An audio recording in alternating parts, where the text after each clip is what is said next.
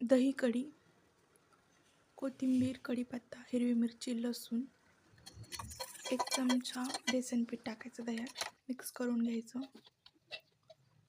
हिरवी मिरची, लसूण, कोथिंबीर, कढीपत्त्याचं वाटण करायचं. फोडणीलाही चिरून ठेवायचं.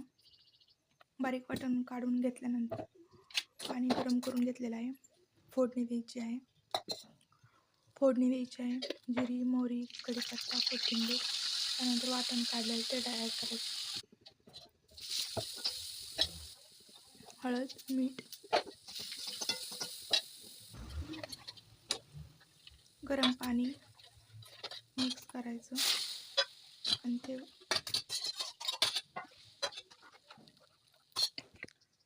नंतर साखर टाकायची वरून. उकळी फुटून द्यायची नाही, फुगली की गॅस बंद करायचा. खूप छान अशी कढी तयार आहे.